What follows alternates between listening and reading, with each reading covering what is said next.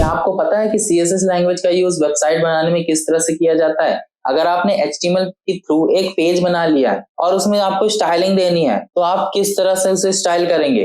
तो आज के इस वीडियो में हम यही जानने वाले हैं, तो चलिए इस वीडियो को शुरू करते हैं।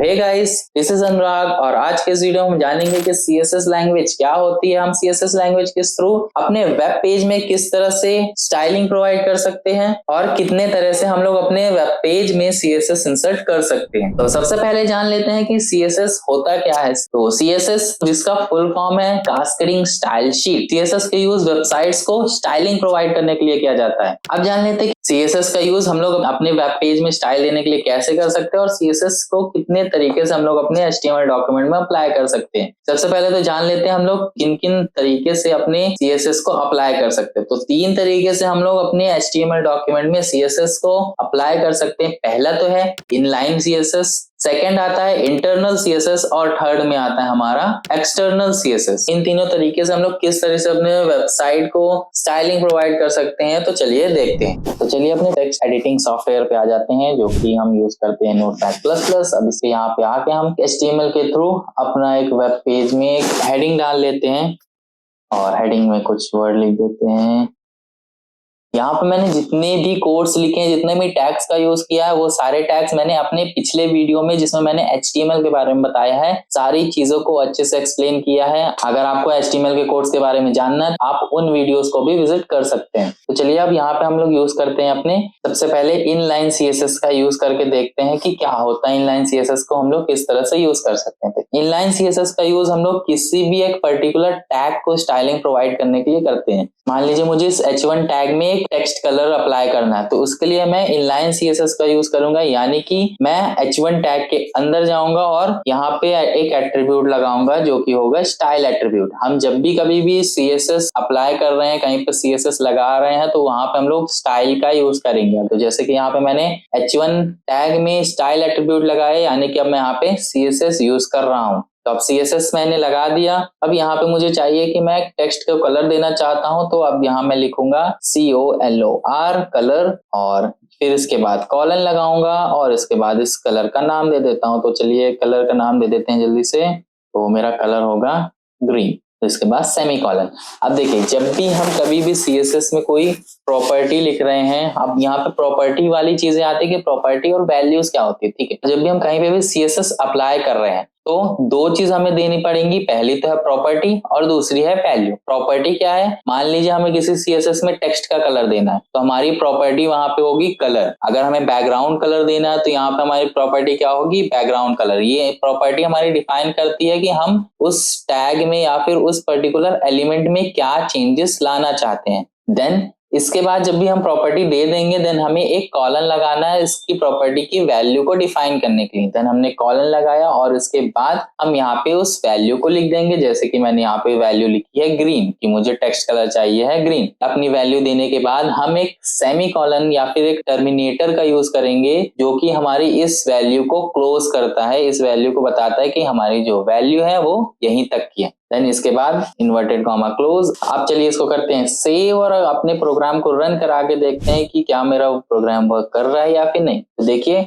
जैसे ही मैं अपना प्रोग्राम चला रहा हूं तो मेरा जो टेक्स्ट है उसका कलर ग्रीन में आ चुका है। ये तो था हमारा इनलाइन CSS कि हमने किसी एक पर्टिकुलर टैग को स्टाइलिंग प्रोवाइड किया। अब यहीं पे मान लीजिए कि मेरे पास 4 से 5 H1 टैग्स हैं और मुझे उन सारे H1 टैग में एक ही कलर प्रोवाइड करना है, एक ही स्टाइल प्रोवाइड करना है और वो भी कम टाइम में। अब यहाँ पे अगर हम इनलाइन CSS का यूज करेंगे तो क्या होगा, हमें हर एक टैग में जाके स्टाइल लगाना है, देन उसका एक कलर प्रोवाइड करना है, जिससे टाइम भी बहुत ज्यादा वेस्ट होगा। इसके लिए हम लोग यहाँ पे यूज कर सकते हैं इंटरनल CSS। इंटरनल CSS से हम लोग किसी भी सिमिलर और मल्टीपल टैग्स को एक साथ स्टाइल प्रोवाइड कर सकते हैं। कैसे, तो इसको लगाने के लिए हमें क्या करना पड़ेगा, हमें हेड टैग में आना है और यहाँ पे हम एक टैग लगाएंगे जो कि होगा स्टाइल का। स्टाइल टैग जैसा कि मैंने बताया जहां पे भी हमारा स्टाइल लगा रहता है वो हमारा CSS को डिफाइन करता है। यहाँ पे मैं हेड पे आया और मैंने स्टाइल टैग लगाया। देन अब मैं अपने उस एलिमेंट को डिफाइन करूंगा जिसमें मुझे स्टाइलिंग प्रोवाइड करनी है। तो यहाँ पे मेरे सारे एलिमेंट H1 है और मुझे सभी H1 एलिमेंट्स में ही स्टाइलिंग देनी है। तो यहाँ पे मैं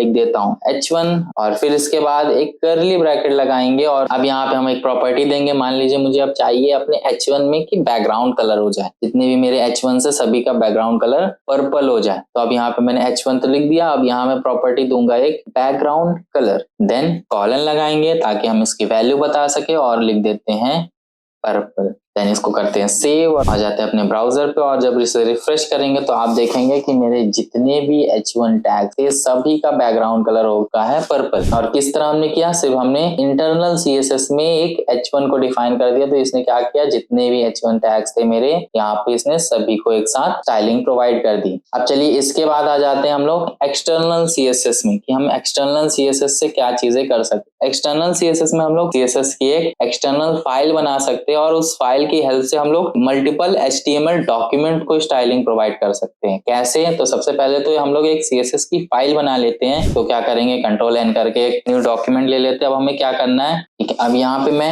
एक p टैग को डिफाइन कर रहा हूँ। यहाँ पे डिफाइन करने का तरीका सिमिलर रहेगा जैसे कि अभी हमने अपने इंटरनल CSS में किया था कि हमने एक अपने टैग को डिफाइन कर दिया और उसकी प्रॉपर्टीज दे दी। सेम चीजें हम एक्सटर्नल CSS में भी करेंगे। तो हम यहाँ पे डिफाइन कर रहे हैं अपने p एलिमेंट को और उसके बाद हमने लगाया कर्ली ब्रैकेट। हमें चाहिए कि इसमें कलर हो जाए टेक्स्ट का, तो यहाँ पे मैं लिख देता हूँ कलर, फिर कॉलन और यहाँ पे कलर का नाम दे देते हैं, क्या दे देते हैं, कलर का नाम दे देते हैं पिंक, देन सेमीकोलन। अब इसके बाद अब हमें इस फाइल को सेव करना है। तो सेव करने के लिए Ctrl+S करते हैं। यहाँ पे फाइल का नाम मैं दे देता हूँ एक्सटर्नल CSS ताकि मुझे याद रहे। देन जैसे कि हम कभी HTML का डॉक्यूमेंट बनाते थे तो उसमें क्या करते थे, हम अपनी फाइल का कुछ भी नाम देने के बाद उसकी एक एक्सटेंशन देते थे .html। अगर अब हम CSS की फाइल बना रहे हैं तो अब हम क्या करेंगे, इस फाइल के एक्सटेंशन हम देंगे .css ताकि ये फाइल जो होगी हमारी CSS के फॉर्मेट में सेव हो जाएगी। तो चलिए इसको सेव कर देते हैं। आप देखिए सेव करने के बाद हमारी फाइल कुछ इस तरह से दिखेगी।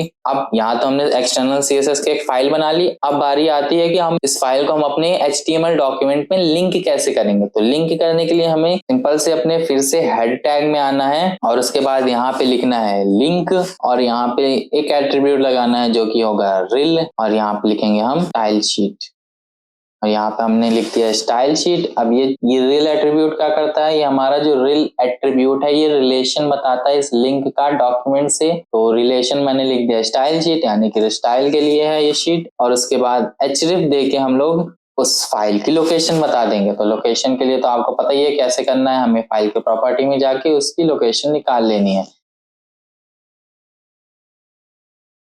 तो यहाँ पे मैं फिलहाल रिलेटिव लिंक का यूज कर रहा हूँ क्योंकि मेरी जो CSS की फाइल है और मेरा जो HTML डॉक्यूमेंट है वो एक ही जगह पे है। बट आपको अपने हिसाब से देख लेना कि आपकी फाइल और डॉक्यूमेंट कहाँ पे रखे हैं, तो उस हिसाब से आप एब्सोल्यूट या रिलेटिव लिंक का यूज कर सकते हैं। यहाँ पे मेरी फाइल पे मैंने लिंक कर दिया, मैं इसको सेव करता हूँ और चलते हैं अपने वेब ब्राउजर पे और जब इसे रिफ्रेश करूंगा मैं तो देख रहे होंगे आप कि मेरा जो टेक्स्ट का कलर है, जो मेरा पैराग्राफ है वो पिंकिश कलर में आ चुका है। ठीक है, तो यही था हमारा एक्सटर्नल CSS। अब इस एक्सटर्नल CSS की फाइल को हम किसी भी HTML के डॉक्यूमेंट में लिंक कर सकते हैं। यहाँ पे हम जितनी भी CSS का यूज करेंगे वो सारी CSS हमारे उस पर्टिकुलर HTML डॉक्यूमेंट में हो जाएगी जिसपे हम अपनी फाइल लिंक कर रहे हैं। सो आज की वीडियो में बस इतना ही।